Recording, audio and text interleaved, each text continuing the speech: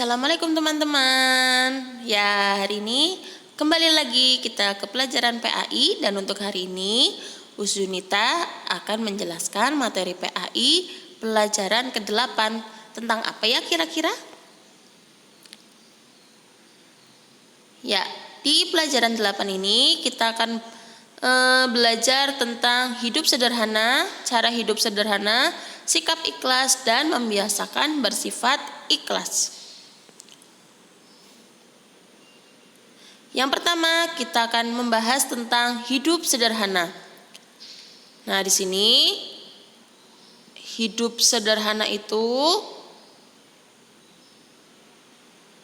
sudah dijelaskan dalam Quran surat Al-Furqan ayat 67 yang bunyinya Bismillahirrahmanirrahim. Walladzina idza anfaqu lam yusrifu wa lam yaqturu wa kana baina dzalika qawama.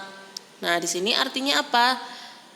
Dan termasuk hamba-hamba Tuhan yang Maha Pengasih adalah orang-orang yang apabila menginfakkan harta mereka tidak berlebihan dan tidak pula kikir di antara keduanya secara wajar. Maksudnya apa teman-teman? Dalam Quran surat Al-Furqan ini Allah memberikan nasihat terhadap orang-orang yang memiliki harta.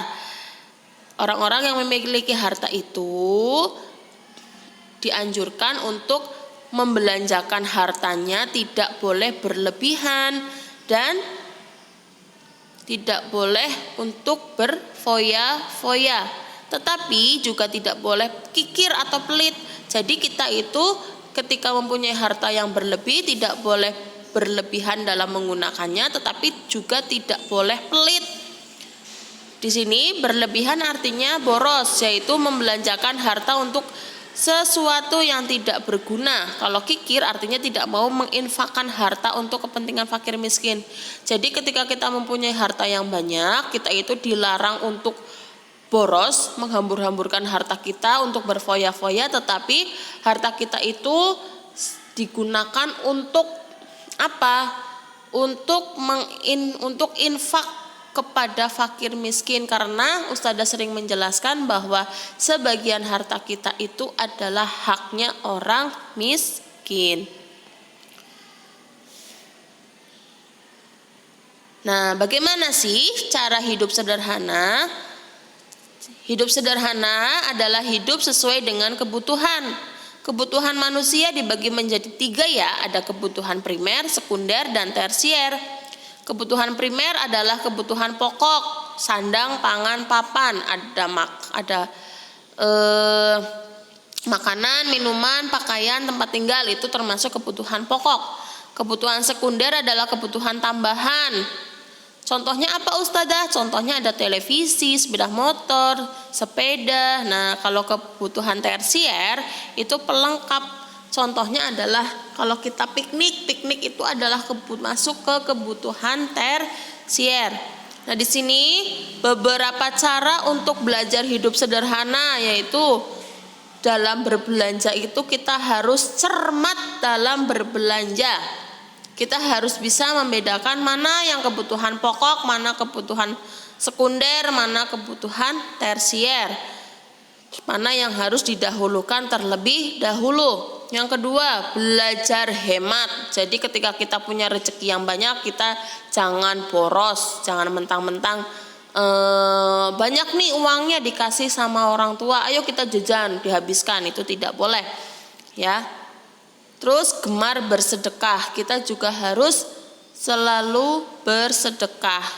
Ingat kepada orang-orang yang masih kurang, masih banyak kekurangan, itu wajib kita santuni. Terus rajin menabung. Jadi ketika kita banyak rezeki, dikasih rezeki, kita jangan lupa untuk menabung untuk kebutuhan masa depan. Nah, lanjut ke materi selanjutnya adalah sikap ikhlas. Nah, di sini kewajiban manusia yang kita harus ketahui adalah beribadah kepada Allah. Nah, di sini Untuk beribadah kepada Allah itu kita itu harus ikhlas. Ikhlas yang bagaimana? Ikhlas hanya mengharap ridho dari Allah. Jadi kita itu ketika beribadah itu harus ikhlas teman-teman. Harus niatnya itu lillahi ta'ala, mengharap ridho Allah. Jadi kita beribadah itu jangan tujuannya untuk riya atau pamer, itu nanti kita akan masuk ke dalam golongan orang-orang yang celaka. Nah, di sini ikhlas artinya bersih atau murni. Maksudnya adalah niat ibadahnya itu murni karena Allah. Orang yang ikhlas selalu meniatkan semua perbuatannya untuk Allah. Jadi ketika kita membantu seseorang pun kita juga harus ikhlas. Jangan membantu, aku mau membantu itu, nanti aku ingin mendapatkan sesuatu yang lebih. Dan juga ketika kita membantu seseorang, jangan sampai kita dalam hati itu mengharap imbalan, ya. Terus,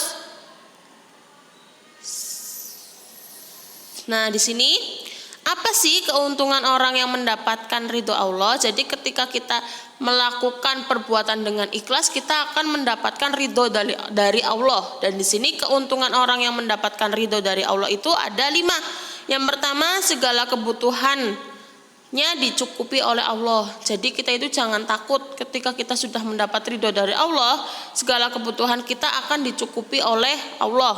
Terus Allah akan melindungi kita dari segala musibah. Allah selalu mengabulkan doa-doa kita.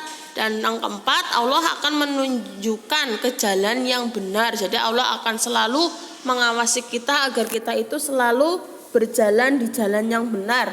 Dan yang kelima adalah Allah akan memudahkan semua urusannya. Nah, di sini bagaimana sih cara membiasakan bersikap ikhlas? Yang pertama, kita harus menentukan niat karena Allah. Jadi ketika kita melaksanakan sesuatu itu, kita harus menanamkan niat dalam hati kita lillahi ta'ala atau niat karena Allah ta'ala. Terus mengerjakan dengan kesungguhan. Jadi perintah apapun yang diberikan kepada kita, kita itu harus mengerjakannya dengan bersungguh-sungguh. Kalau untuk murid bagaimana? Untuk murid contohnya adalah ketika dikasih tugas oleh ustadz, ustadzah, oleh bapak ibu guru, kita harus mengerjakannya dengan sungguh-sungguh. Walaupun itu tugasnya mudah, jangan disepelekan. Aku udah bisa, aku gak usah ngerjain, itu jangan seperti itu. Yang ketiga, tidak mengharap imbalan orang lain. Jadi ketika kita membantu orang, dalam hati kita harus dibuang jauh-jauh yang namanya kita mengharap imbalan. Aku membantu Ani itu ikhlas, bukan karena ingin ditraktir, ingin dibelikan ini, itu tidak benar. Terus selalu bersikap jujur.